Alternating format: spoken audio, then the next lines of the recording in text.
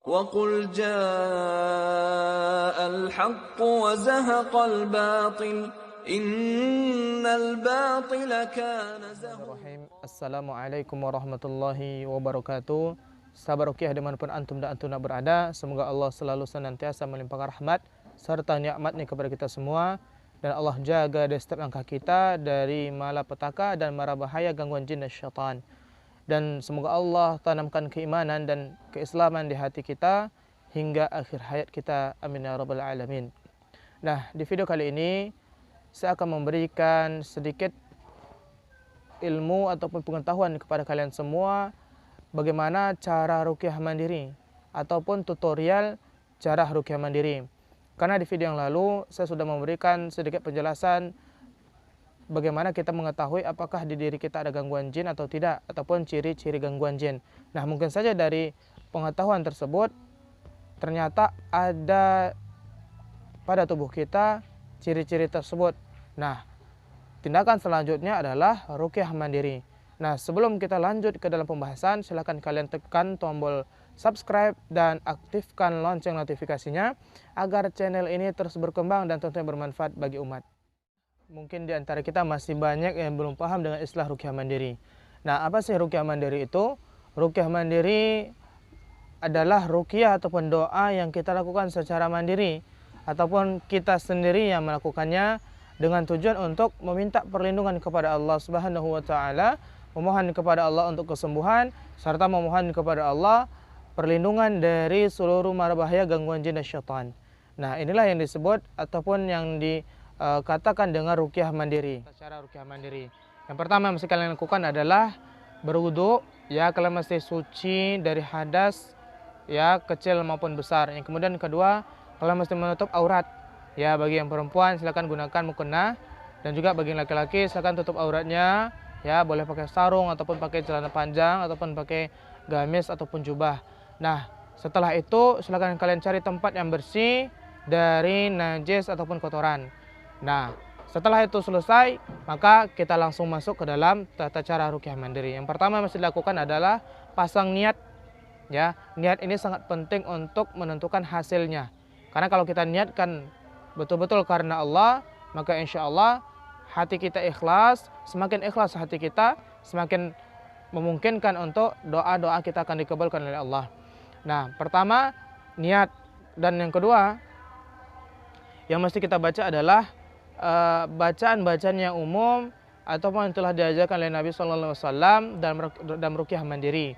Nah, biasanya yang dibaca itu adalah surah Al-Fatihah. Ya, kemudian yang mesti kalian lakukan adalah angkat tangan seperti ini, seperti orang berdoa pada umumnya. Lalu yang ketiga, kita mesti baca ayat-ayat ataupun surah yang telah diajarkan oleh Rasulullah Sallallahu Alaihi Wasallam, seperti surah Al-Fatihah, ayat kursi, Al-Ikhlas, Al-Falaq dan An-Nas yang umum dihafal oleh masyarakat. Nah, pertanyaannya apakah boleh ditambah dengan bacaan-bacaan lain seperti surah Al-Baqarah, Al-Muluk ataupun Al-Kafirun? Boleh, ataupun surah-surah yang ada pada Al-Quran lainnya, silahkan. Namun di video kali ini kita hanya membaca surat-surat yang umum dihafal oleh masyarakat. Lalu yang ketiga, setiap kali kita membaca surah, tiupkan ke telapak tangan. Ya, tiupkan ke telapak tangan. Nah, setelah itu baru usapkan ke seluruh tubuh, mulai dari wajah, kepala, tangan, kaki, badan dan lain sebagainya. Nah, pada kali ini kita langsung praktek saja. Silakan kalian persiapkan air putih dan plastiknya. Baik, kita langsung praktek saja. Kita mulai. Ya, dari niat dulu. A'udzubillahi minasyaitonirrajim. Bismillahirrahmanirrahim. Ya Allah yang Maha Pengasih, yang Maha Penyayang, yang Maha Menyembuhkan, yang Maha Melindungi, jadikan setiap doa kami ini ya Allah dapat melindungi kami dari gangguan jin dan syaitan, dapat menyembuhkan seluruh penyakit fisik ataupun non fisik yang ada pada tubuh kami ya Allah. Amin ya rabbal alamin. Oke, kita akan baca surah Al-Fatihah. Bismillahirrahmanirrahim. Alhamdulillahi Rabbil Alamin. Ar-Rahmanir Rahim. مالك يوم الدين إياك نعبد وإياك نستعين اهدنا الصراط المستقيم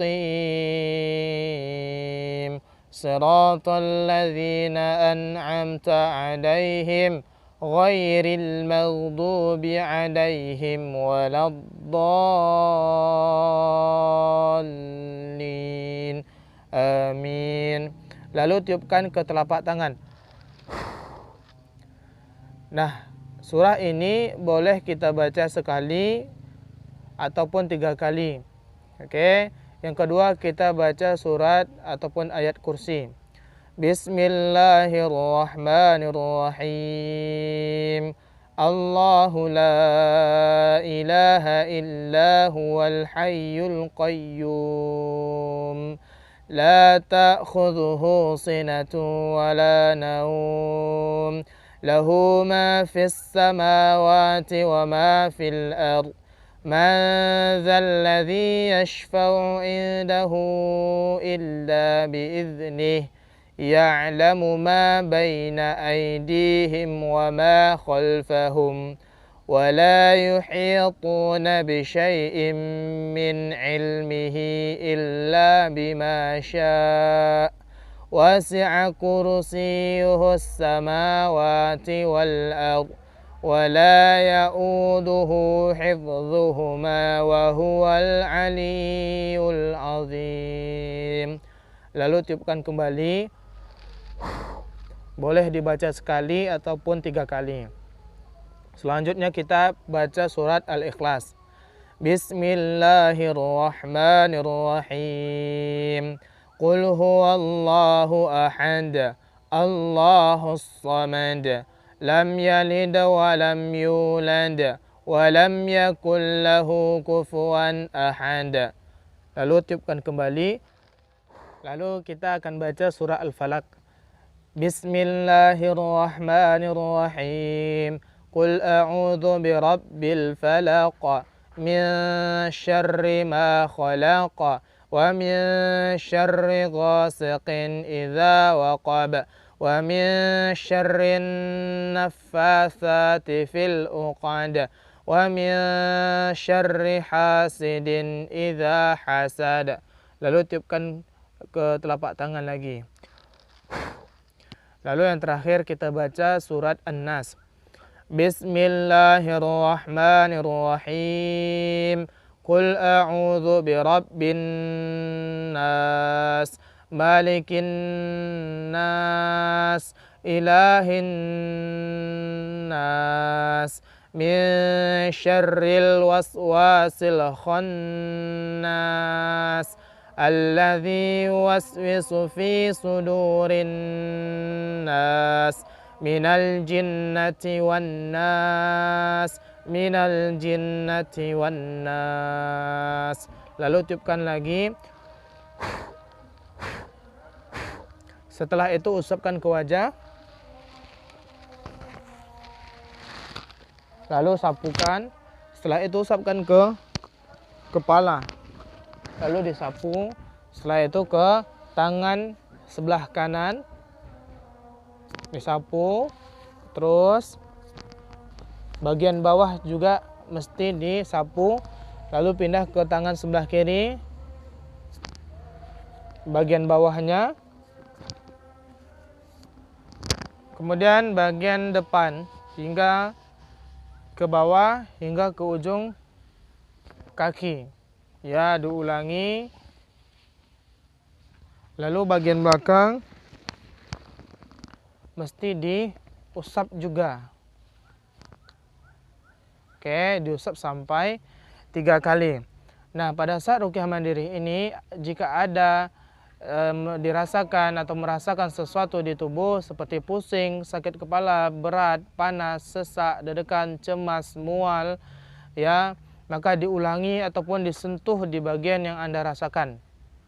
Kemudian ulangi bacaan yang sama dengan yang tadi, ya, hingga selesai. Oke. Lalu kapan saja ruqyah mandiri ini mesti Anda lakukan?